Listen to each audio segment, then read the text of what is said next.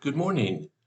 This is John from the Springs Mennonite Church, and I'm here today to talk some more about God's promises.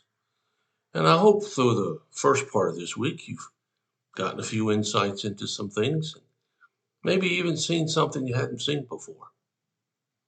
Well, today I have another one to share. This one comes from Jeremiah chapter 29. And you've probably heard this from somewhere if you've been in church very much. But I'd like to read verses 11 through 13. Now, these words are spoken by God as the people of Israel are in Babylonia, in exile, in captivity, as it said. And so here's what he says in verse 11. For I know the plans I have for you, says the Lord. They are plans for a good and not a disaster, to give you a future and a hope. In those days, when you pray, I will listen. If you look for me wholeheartedly, you will find me. Well, it's important to note here that when he says, for the plans I have for you, he's talking about a time when the people of Israel are really struggling. I mean, they've lost their home, they've lost their land, and in fact, we now know that they stayed in captivity for 70 years. They were gone for 70 years. They were taken away by a military stronger than theirs, and they weren't allowed to come back for 70 years. Now, imagine if you were in that situation. What would you think about God? I suspect you'd be kind of negative and kind of upset. And some of you, some of us, if it were to happen today, would never come back home alive. We would die in this strange place. But even there, God says, I know the plans I have for you. Even when life makes no sense, God says, I know the plans I have for you. Meaning, He has some. He's got some. And what are those? Well, the word here says they're plans for good and not for disaster, a plan to give you a future and a hope. So the plans that God has for us are positive, they're uplifting, they're helpful, they hopeful. Plans that God has for you, wherever you are in life, is something good that you haven't experienced yet. Now, some of you listening to me today may have in your mind never experienced much of anything that's good. And I'm really sad if that's the case. However, you don't have to stay there. You see, there's a difference. We can always choose to go a different direction. It might be hard, might be difficult, might cost us something, but we can always choose to do that. So God says here, I have plans for you. And I think if we could sort of turn that around and look at it this way, God would be saying, I have plans for you, John. And he would say, I have plans for you, whatever your first name is. And the plans are good.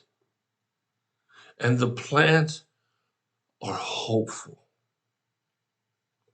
And then he says, now in those days, which days?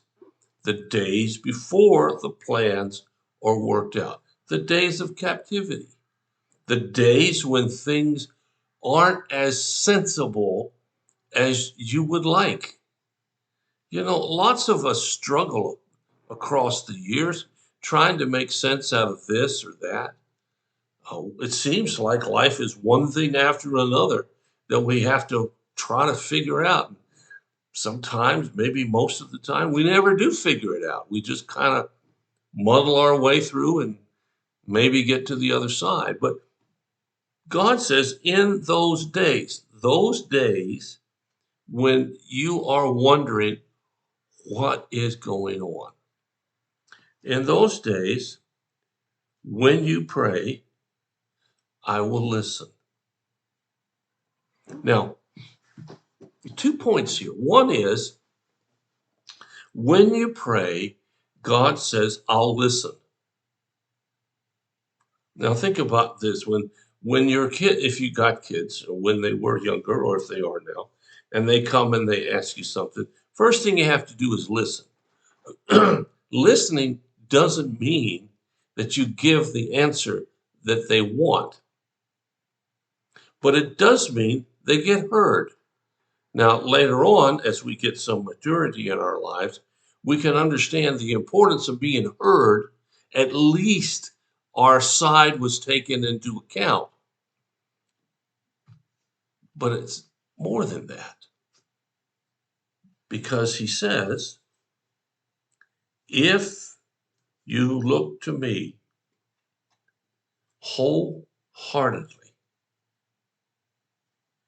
you will find me. God has a promise here. Doesn't matter your situation. Doesn't matter whether you are on top of the world or you think you're on the bottom of the world. When we look for God wholeheartedly, we'll find him. Now, let me give you an illustration here. My son, uh, when he was younger, was a professional track athlete. In fact, as many of you know, he won a gold medal in the 2016 Rio Olympics. He's pretty good. But you know how he got that way? He worked and he worked and he worked and he worked. He pursued the best he could be athletically with a fervor that I've never understood. And he was successful. Another example is someone who starts out in life poor and decides, I'm going to be wealthy. And they pursue wealth and pursue wealth and pursue wealth, and nothing gets in their way. And many of those become wealthy. Now, what if we pursued a relationship with God with the same fervor? What if we dedicated our lives to achieving the relationship with God as much as a professional athlete does in his trade? I remember my son told a group of folks once, he trained for an entire year and he dropped his time by 1/10 of a second. And the moderator said, now, wait a minute, let me get this straight. You trained for a whole year, yeah? And you trained really hard, yeah? And you dropped your time 1/10 of a second. And he said, yeah. And he said, was that worth it? He said, oh, yeah, I've lost by hundreds of seconds before. The gain didn't seem all that much. But in order to get that, he had to work, work, work, work, work. We need to understand that if we pursue God with the same sense of dedication, we are guaranteed that we'll find him, whatever the situation, wherever you are. That's his promise for you, for me, and for all time. Well, give it a thought. Thanks for listening. Hope you have a great day. And if there's something we can do that will help you out or make your life simpler, if we can do it, ask us, and we'll do whatever we can as fast as we can. That's a promise, too. Well, I've got one more shot at this tomorrow, talking about God's promises. I hope you'll be back. God bless you. I'll talk to you again.